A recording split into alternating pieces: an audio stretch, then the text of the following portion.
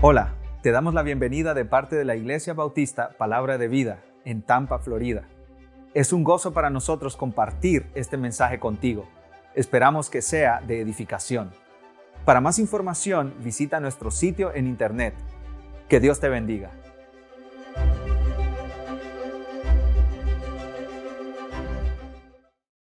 Padre Señor, para esta tarea, ¿quién es suficiente, Dios? ¿Cómo habremos de gloriarnos de lo que no podemos hacer, Señor?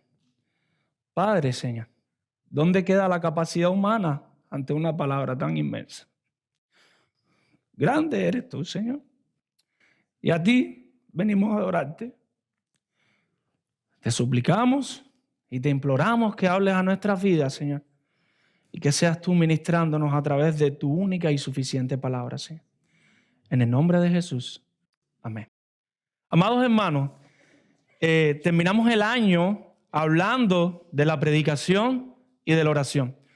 Y en la soberanía de Dios, Dios tuvo bien que comenzáramos el año hablando ¿de qué? De la oración. Y yo quisiera que de alguna manera nos pudiéramos hacer un rayo X, nos pudiéramos hacer un ultrasonido o como usted quiera llamarle, y pudiéramos mirar dentro de nuestras vidas para ver cómo están nuestras vidas espirituales. Yo quisiera que usted tome unos pequeños segundos y cierre los ojos si quiera o con los ojos abiertos como usted desee y piense cómo ha estado su vida espiritual, devocional, relacional con Dios en lectura de la palabra y en oración en este año que transcurrió. Y lo cierto es que muchas veces nuestra vida devocional no se encuentra en la manera que debía estar. En el caso mío personal, estaba leyendo la Biblia muy fielmente, pero estaba descuidando un poco la oración en cantidad de tiempo. Me justificaba y decía que es que no tengo tiempo. El trabajo que tengo ahora me agota mucho. Tengo muy pocas horas de sueño. Mi pequeña se despierta cada 2 o 3 horas y me justificaba con cosas como esa. Pero el Señor tiene formas extraordinarias para hacernos cambiar de opinión. El Señor supo cómo hacer para que yo me tirara muchas veces de madrugada a orar y me levantara en muchas ocasiones a buscar de Él. Le he puesto por título a esta pequeña meditación, un clamor perseverante. Escuche bien, mi hermano, un clamor perseverante. Y yo quiero que pongamos nuestra vista en la Biblia. Algunos de ustedes lo saben, yo soy cubano. Si usted no entiende alguna palabra, sin pena, usted se me acerca al final y me dice, ¿qué es esta palabra? Y yo trataré de explicarle. Cualquier duda, algo que no entienda de la predicación, se me acerque y haré un esfuerzo por explicarle. No tenga pena, no tengo temor, no muerdo a nadie. Se pueden acercar y podemos conversar. Estamos viendo una parábola que se titula La viuda y el juez. Algunos dicen la parábola del juez injusto. Otros dicen la parábola de la viuda perseverante. Pero frente a una parábola hay ciertas preguntas que nosotros debemos hacer. Y yo quiero que usted mirando el texto se las haga y trataré de responderlas. Preguntas como, ¿quién dijo esta parábola? La podemos responder muy fácil. Jesús. ¿A quiénes las dijo? Y ya se empieza a complicar un poquito la cosa. Cuando nosotros estamos preparando un sermón, un estudio casero, cualquier tarea que estemos haciendo en nuestro tiempo devocional, nosotros tenemos que hacernos preguntas.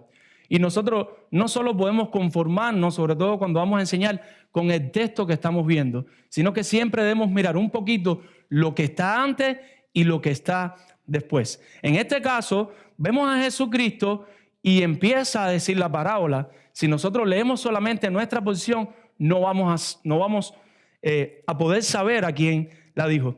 Pero si dirigimos nuestra mirada al versículo 20 del capítulo anterior, aparece en respuesta. Y dice, preguntado por los fariseos. Y ahí los fariseos le hacen una pregunta. O sea, Jesucristo le diste esta parábola a un grupo de personas, entre las cuales se encontraban ¿quién? Los fariseos.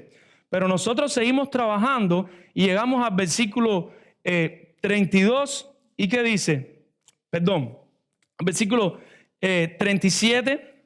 Y dice en el versículo 37, y respondiendo le dijeron, ¿dónde, Señor? Generalmente los fariseos no llamaban al Señor Jesucristo Señor. Le decían maestro, rabí, pero nunca Señor. Así que podemos inferir que hay otro grupo de personas entre los cuales están los discípulos y puede ser que una multitud. Así que Jesucristo le comparte esta parábola a un gran grupo diverso de personas. Ahora, ¿qué motivó esta parábola? El hermano José Marcos la acaba de leer. Jesucristo no decía las cosas por decirlas. Jesucristo no hablaba por hablar. Jesucristo tenía, por así decirlo, una buena distribución de sus palabras. Dirigimos nuestra mirada al versículo 8 y vemos que sucede algo.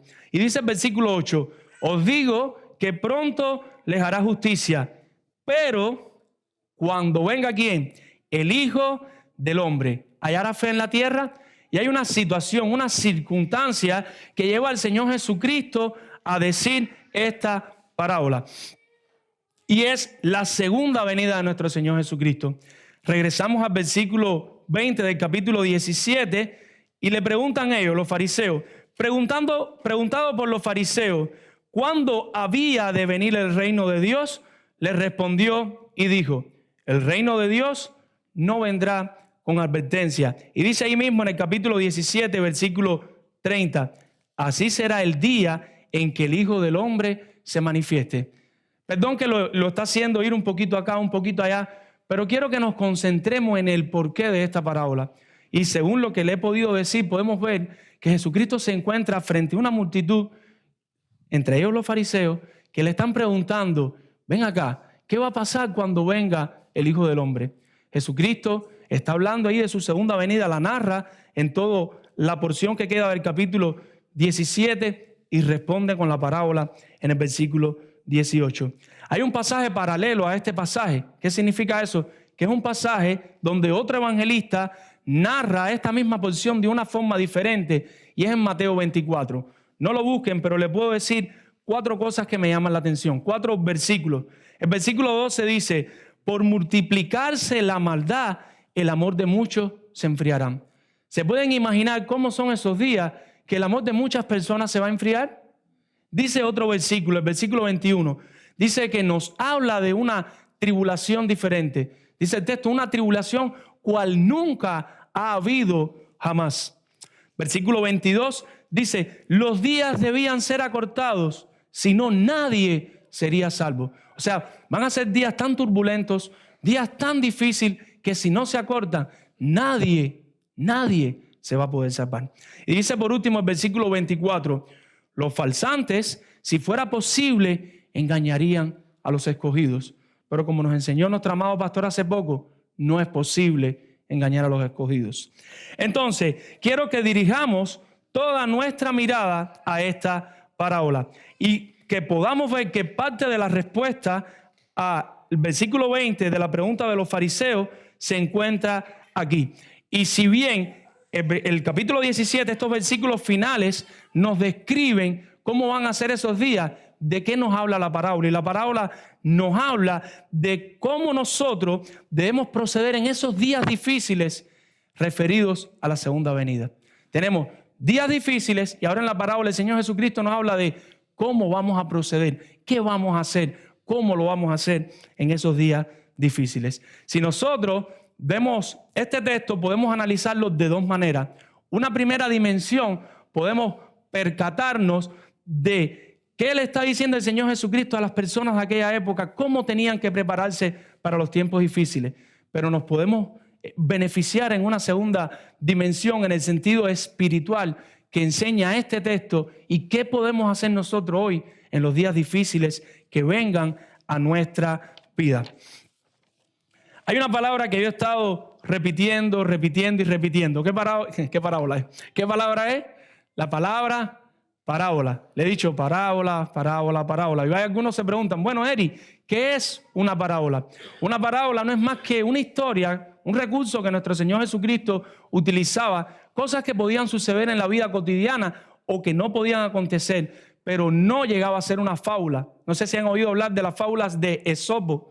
¿Han oído hablar de ellas? Donde una montaña puede coger vida, un árbol puede hablar. No es esto una parábola. Una parábola es una historia que bien podía acontecer. El Señor Jesucristo se aguanta de ella para enseñar una enseñanza espiritual o varias enseñanzas espirituales. En nuestra historia hay 2 personajes principales, el juez y la viuda. El juez, de una manera súper imperfecta, representa a Dios. No hay forma de que este juez sea igual a Dios, pero de alguna manera vamos a ver que nos ayuda a conocer un poquito más de Dios. Por otra parte, la viuda con sus limitaciones representa a los creyentes.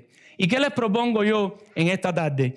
Que los creyentes debemos orar siempre sin desanimarnos cuando atravesamos los tiempos difíciles. Los creyentes debemos orar siempre. ¿Cómo? Sin desanimarnos cuando atravesemos los tiempos difíciles. Y tal vez usted se pregunta, ¿y cómo, Eri? ¿Cómo yo puedo orar sin desanimarme?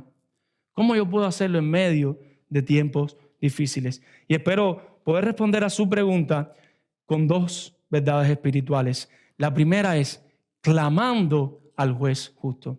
Si usted quiere atravesar tiempos difíciles, si usted quiere que Dios le responda en medio de esos tiempos, lo primero que debemos hacer es clamar al juez justo. La palabra clamando significa pedir, pero no pedir de cualquier manera, sino pedir de manera apasionada, vehemente, a gritos. No a gritos como quien reclama algo, sino a gritos como quien está en un momento de desesperación que ya no sabe qué va a hacer. Tal vez algunos de ustedes han pasado por una situación similar. ¿Y a quién le vamos a pedir? Al juez justo. Juez justo es la persona que tiene autoridad para juzgar y sentenciar y es responsable de la aplicación de la ley. Un juez justo no solo aplica la ley, sino que se hace responsable de esa ley que él aplica. Justo también significa que procede justamente, procede rectamente. Entonces, cuando estemos atravesando cualquier dificultad, debemos clamar al juez justo. Creo que la mejor forma de verlo es observando en esta parábola a un juez injusto. A veces ver lo negativo nos hace o nos ayuda a darnos cuenta con más facilidad de lo positivo. Y vamos a ver un poquito este juez injusto cómo era. Un autor dice que este juez no podía ser un juez de los judíos. Era imposible que fuera un juez de los judíos, porque cuando los judíos tenían un pleito ordinario o una situación formal que ellos tenían, ellos no acudían a este tipo de juez. Ellos más bien iban a los ancianos y llevaban sus problemas a los ancianos y no a los tribunales públicos. Según la ley judía, un solo hombre no podía constituir un tribunal. No había forma que una sola persona pudiera dictar sentencia en una situación. En tales casos, ¿qué tenían ellos? Ellos tenían 3 jueces, uno para cada parte, para el acusado y para el acusador, y otro que no tenía que ver nada con ninguno de las partes. Se parece un poquito a lo que tenemos ahora, ¿no? Abogado defensor, el fiscal y el juez. Entonces, ¿quién es este juez? Si este juez no es un juez de los judíos, ¿quién es este juez? Habían jueces que eran pagados por el Imperio Romano. O bien este juez servía al Imperio Romano o servía directamente a Herodes. Ya fuera una u otra situación, no era un buen juez. Era un juez corrupto. Era un juez que no era una persona seria, que no hacía las cosas correctamente. Algunos decían en sus chistes cotidianos que era un juez de faltas. Y otros decían que eran jueces bandidos que llegaban a venderse por un plato de lenteja. Imagínense en el carácter de este juez. A menos que el demandante, la persona que llevaba su causa, tuviera o influencias o dinero, su caso no se iba a poder resolver. Quiero que dirijamos nuestra vista al versículo 2 y dice que había un juez, ¿qué cosa? Que ni temía a Dios ni respetaba a hombres. Este juez no sentía ningún tipo de temor por Dios. No le importaba a Dios. Se sentía por encima de todos. Este juez era un juez maligno. Él creía que él estaba por encima de todas las personas. No respetaba a las personas. Él se sentía poderoso. ¿No han conocido jueces así? Presidentes, alcaldes, que tienen este tipo de características. Que ellos creen que están por encima de las demás personas. Que ellos creen que no van a necesitar nunca de nadie. Versículo 3. ¿Qué quería la viuda que le hiciera? Dice, había también en aquella ciudad una viuda, la cual venía él diciendo, hazme ¿qué? Justicia de mi adversario. La viuda quería que le hicieran justicia de su adversario. La viuda tenía un oponente en un pleito y quería que le hicieran justicia. Parece ser que la viuda de la parábola tenía una situación legal. ¿Y qué quería? Resolverla. Quería que le dieran un veredicto. ¿Y a quién se tenía que dirigir? Al único juez que se podía dirigir. Pero lamentablemente era un juez, ¿cómo? Injusto. Pero ella quería justicia. Versículos 4 y 5 nos da 2 detalles. Y dice, él no quiso por algún tiempo, pero después de esto dijo dentro de sí, aunque ni temo a Dios, ni respeto a hombres, sin embargo, porque esta viuda me es molesta, le haré justicia, no sea que viniendo de continuo me agote la paciencia. ¿Qué sucedió? Aún con lo injusto, malvado, arrogante que es este juez, ¿qué decide? Decide hacer justicia, decide vindicar los derechos de la viuda. Versículo 6, y dijo el Señor, oíd lo que dijo el juez injusto. ¿Cómo lo describe Jesucristo? ¿Un juez cómo? Injusto. O sea, hasta aquí no tenemos duda que el juez era justo o injusto. Injusto, creo que no queda duda. Pero dice el versículo 7, ¿y acaso Dios no hará justicia a sus escogidos que claman a Él día y noche? ¿Se tardará en responderle? ¿Por qué Dios entonces sí puede hacer justicia? Porque Dios es un Dios justo. Como Dios es un Dios justo, Él no es como este juez injusto. Dios puede hacer justicia por sus propios atributos, por su atributo moral de la justicia. Dios puede vindicar cualquiera de nuestros casos. Dios puede atender cualquiera de nuestras situaciones.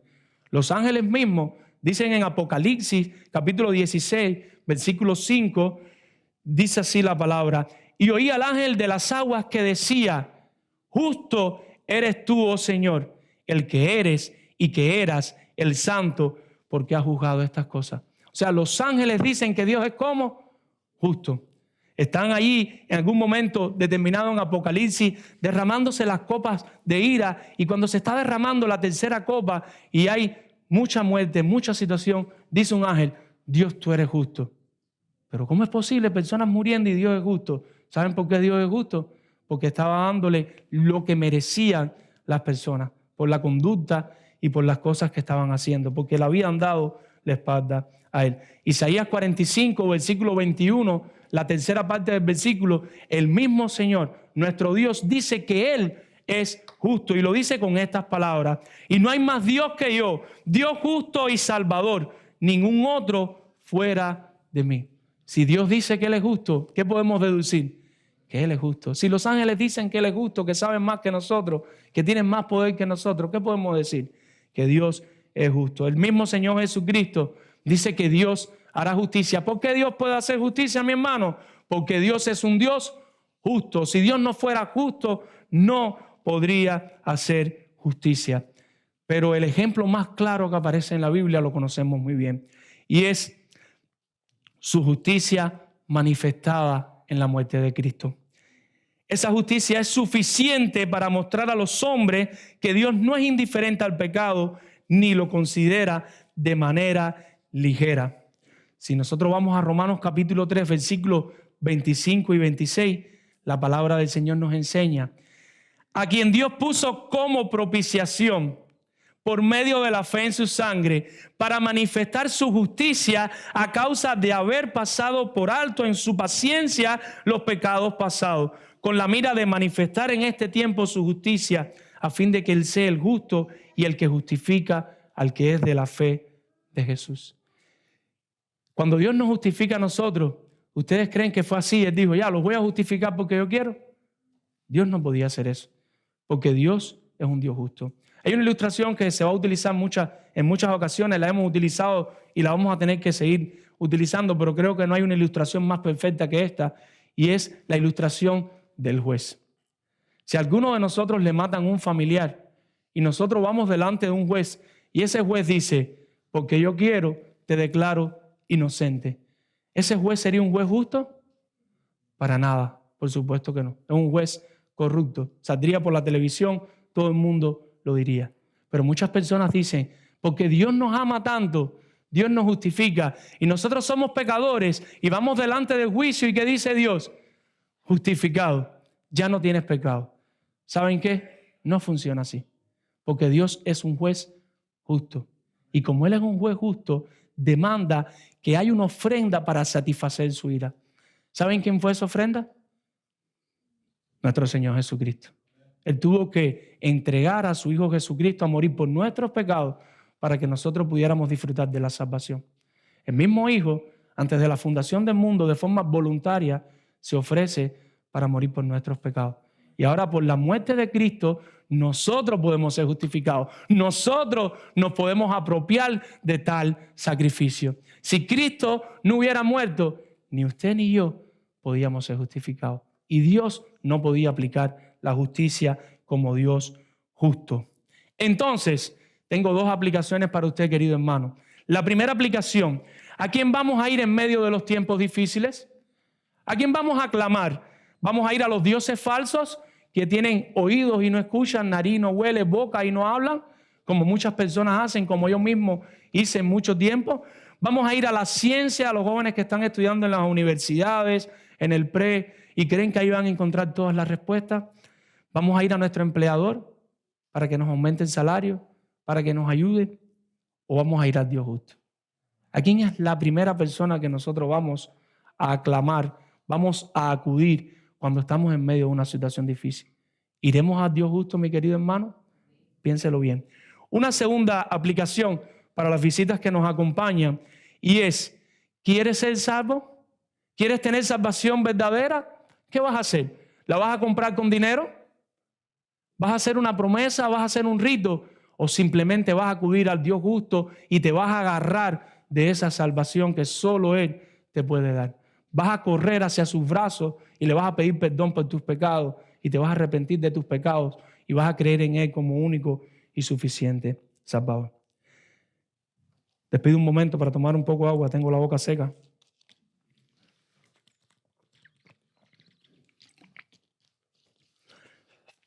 Y la segunda manera que quiero compartir con usted, o la segunda verdad espiritual de cómo los creyentes debemos orar siempre sin desanimarnos cuando atravesamos tiempos difíciles. La primera es clamando ¿a quién? Al Dios justo, al juez justo. La segunda es clamando en todo tiempo sin desmayar.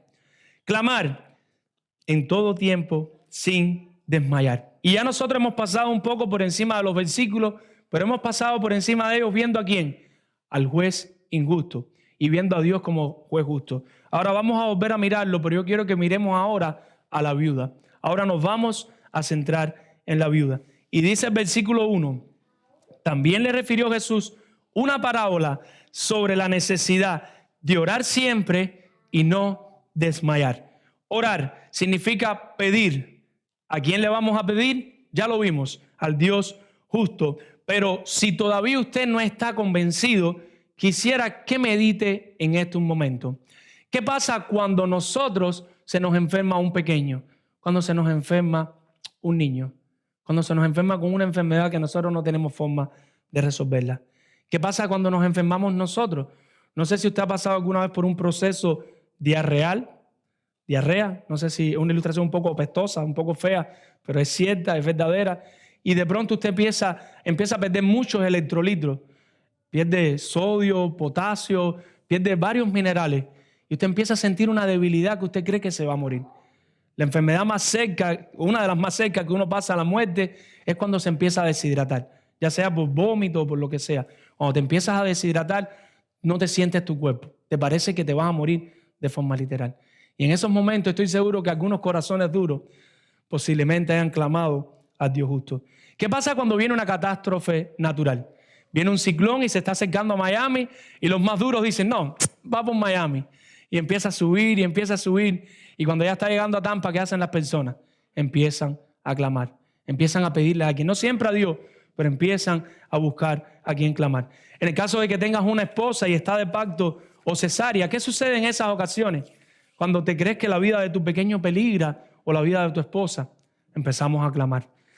De verdad, ahora que yo soy cristiano y que yo soy salvo, yo no sé cómo yo pasaba ese tipo de eventos antes de ser cristiano. Yo no me hallo ahora sin Dios.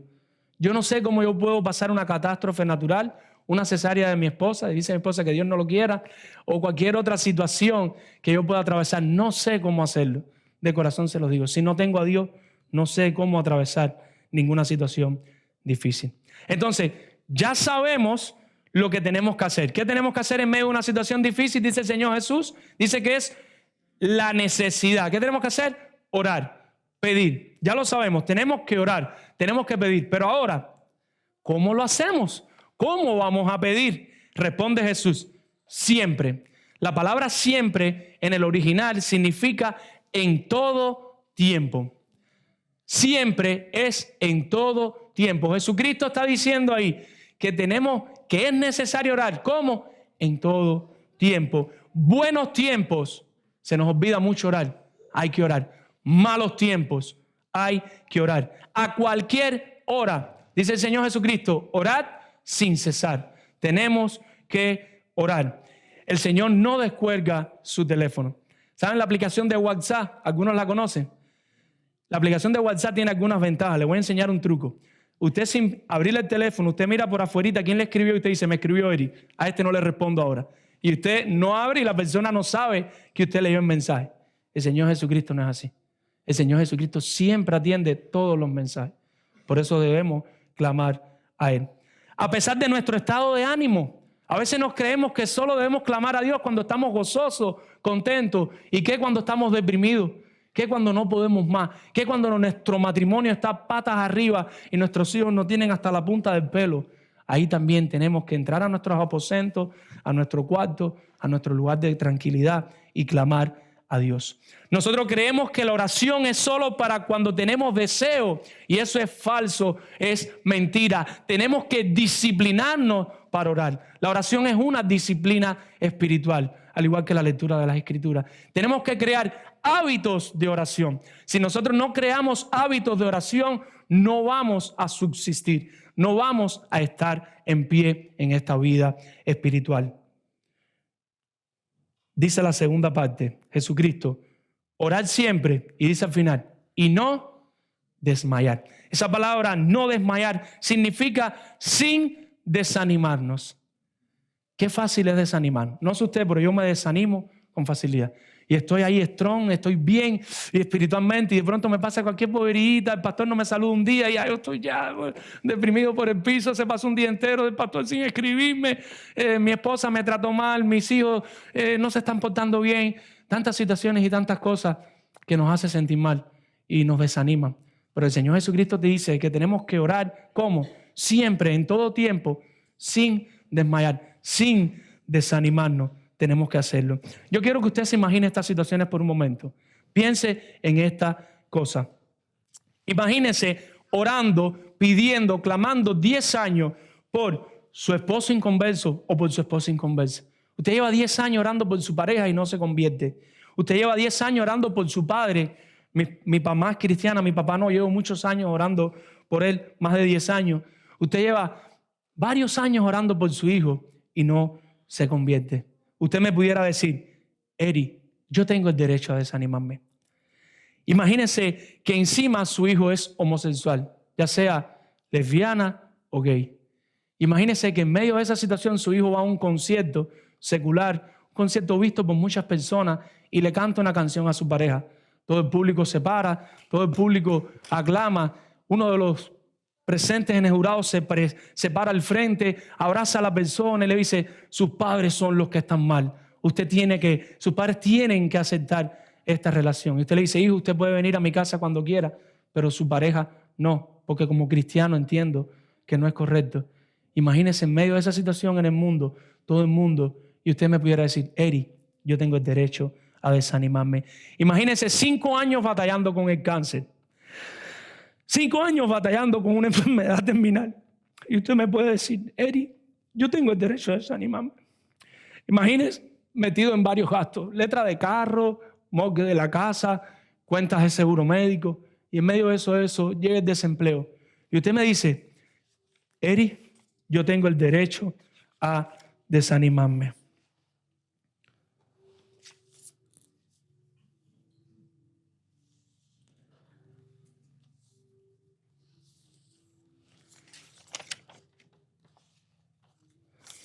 Imagínense, mi matrimonio se está deteriorando porque tenemos un hijo con incapacidad, con una capacidad especial hace 8 años y mi esposo ahora quiere separarse de mí. Mi esposo quiere irse lejos de mí porque él ya no aguanta seguir esta lucha. Y usted me pudiera decir, Eri, yo tengo el derecho a seguir desanimándome. Ahora le pido a Dios que de alguna forma bien rápida esta parábola, si todavía no lo ha hecho, te sirva de ánimo para cuando vengan esos tiempos extraordinarios, especiales, difíciles. Ya vimos a quién debemos ir. Veamos un ejemplo de clamor en todo tiempo sin desanimarnos. ¿A quién tenemos que ir? A Dios justo. Pero tenemos que clamar en todo tiempo y sin desanimarnos. Y esta vida, Dios mediante, nos va a dar un ejemplo. Regresamos al versículo 2 y de nuevo observamos que el juez era injusto en grado superlativo. Si llegamos al versículo 3, dice, había también en aquella ciudad una ¿qué? Una viuda. De alguna forma es un símbolo de todos los pobres y marginados. Representa a alguien que está pasando dificultad, tiempos difíciles. La mujer era como viuda. Por sí sola en el Medio Oriente ser una mujer es difícil. Imagínense en el Medio Oriente ser mujer y viuda. Y todavía hoy es así. Habíamos comentado que con un tipo de juez así, a menos que el demandante tuviera dinero o influencia para sobornar al juez, no podía esperar que se decidiera su pleito. Así que podemos suponer que nuestra viuda tenía escasez económica. No solo era viuda, sino que posiblemente la viuda tenía pocos recursos financieros. Y en medio de esta circunstancia tenemos una viuda que está pasando tiempos difíciles porque no tiene esposo, una viuda que está siendo maltratada y ahora tiene que enfrentarse a un juez que es como injusto y tiene que llevar su caso delante de él. Pero el pasaje nos sigue dando detalles y dice, y él no quiso por algún tiempo. ¿Qué dice? Que no quiso, ¿por qué? Por algún tiempo. Parece que ella fue diferentes veces. Y dice más adelante, pero después de esto dijo dentro de sí, aunque ni temo a Dios, ni tengo respeto a hombre, sin embargo, porque esta viuda me es molesta, le haré justicia. No sea, escuche bien, que viniendo como de continuo me agote la paciencia. La Biblia Kadosh dice que vino, dice, por mucho tiempo él rehusó. Y dice en la segunda parte, seguirá viniendo. Dice la Biblia de las Américas, por algún tiempo él no quiso. Y dice después, no sea que por venir continuamente. ¿Ustedes creen que una persona con dinero iba a venir tantas veces ante un juez? Creo que es casi imposible. Entonces, tenemos una persona delante de nosotros, pobre y sin ningún valor para las personas de la época, sin dinero y como único recurso, la insistencia, sin fatigarse, la perseverancia, ir en todo tiempo al juez sin desmayar. ¿Cuál es el único recurso que tenía nuestra viuda? Ir en todo tiempo sin desmayar. Imagínense esto, por si todavía usted el texto no lo ha calado en su mente. Esta viuda se pone su ropita por la mañana y llega donde este juez y le toca. Y el juez le dice, no te puedo atender. Ella se va. Regresa al otro día y le toca. Y el juez le dice, no te puedo atender. Y esta misma escena pasa por días y días. La Biblia no especifica qué tiempo. Y en medio de esto, ¿qué hizo la viuda? ¿Se desanimó? ¿Dejó de venir? No, sino que siguió de forma perseverante viniendo al juez. ¿Se paró por cómo era el juez? No, no le importó. Lo único que le importaba era que se hiciera justicia.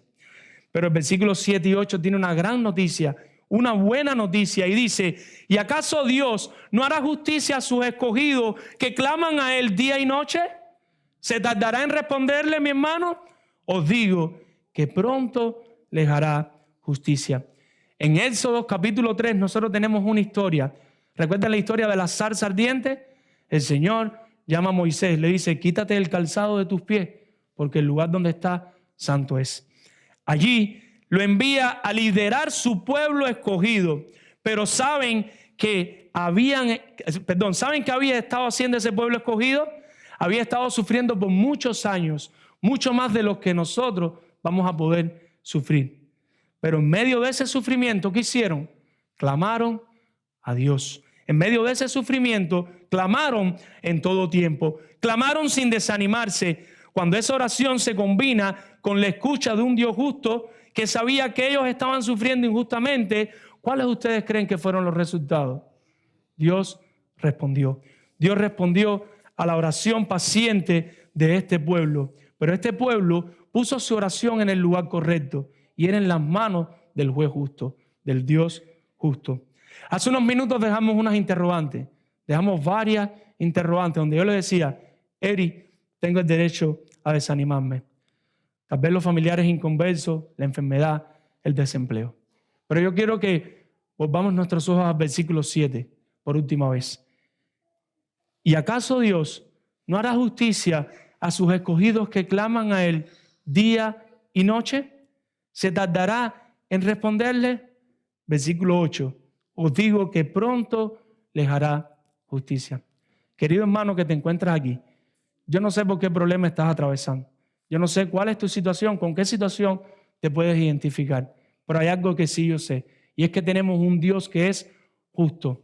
Tenemos un Dios que es poderoso, que es grande. Tenemos un Dios que nos permite, nos da la posibilidad, la facilidad de clamar a Él, sobre todo los que somos creyentes. Podemos venir de continuo a Él, podemos venir delante de Él una y otra vez. Y hay algo que garantiza el Señor Jesucristo, y es que Dios va a responder. Usted tiene una situación y tal vez ahora usted no está viendo la respuesta a su problema, pero yo te garantizo, porque lo dice la palabra del Señor, porque lo dijo el mismo Señor Jesucristo, Dios va a hacer justicia a sus escogidos que claman a Él. Si usted es un verdadero creyente que se ha arrepentido de sus pecados y que ha confiado en Cristo como único y suficiente Salvador, ha creído en el Evangelio de Jesucristo, Dios te va a responder. Si esto no te sirve de ánimo, yo no sé qué lo va a hacer. La palabra de Dios te dice que Dios va a responder. No es luego, quizá, espera, tal vez, no sé, no. Te estoy diciendo que Dios te va a responder, porque sus promesas son en Él sí y en Él amén. Tal vez no te va a responder de la forma que tú quieres. Tal vez no te va a responder de la manera que tú deseas. Tal vez no te va a responder en el tiempo que tú anhelas, pero Dios te va a responder. Y un día vas a saber por qué todo se dio como se dio y por qué todo transcurrió como transcurrió. Pero querida visita que está aquí con nosotros, tal vez llevan mucho tiempo viniendo o tal vez es la primera vez que viene, pero no has tenido un encuentro real con nuestro Señor Jesucristo. Yo te clamo, yo te suplico que corras a Cristo, que vayas a sus brazos. Imagínese que usted se manda a toda velocidad y le salta de pronto a alguien y lo abraza. Pueden suceder dos cosas. O esa persona se cae por la fuerza que usted ejerce al lanzarse sobre él, o usted rebota y choca y se cae. ¿Sabe qué? Corra a Jesucristo, que no va a pasar ninguna de los dos. Láncese con toda fuerza sobre él. No sé qué problema estás atravesando, no sé qué situación estás enfrentando, pero sé algo. Dios es un Dios justo al cual puedes clamar. Y sé una segunda cosa, y Él demanda que vayamos a Él siempre, que clamemos siempre, en todo tiempo, sin desmayar, sin desanimarnos. No sé tú, pero yo estoy loco porque ya empezó el 2020 para cambiar mi vida de oración, pidiéndole al Señor que me dé fuerza, que me ayude a ser más disciplinado, porque somos muy fáciles para descuidarnos, para poder llevar una vida de oración como a Él le agrada. Dice Jerry Bridges, sus peores días nunca son tan malos como para que usted esté fuera del alcance de la gracia de Dios. Y sus mejores días nunca son tan buenos como para que esté más allá de la necesidad de la gracia divina. Necesitamos de Dios en todo tiempo. Querido hermano, si nosotros clamamos en todo tiempo sin desanimarnos a la persona correcta, que es el Dios justo, de seguro te garantizo que Él responderá. Vamos a orar. Padre Señor, en esta hora te agradecemos, Dios, porque tú eres un Dios justo, Señor. Tú eres un Dios bueno, Dios. No hay nadie como tú. No hay nadie tan justo como tú en toda la tierra, Señor. Por mucho que lo intentemos, siempre nos vamos a quedar cortos, Señor.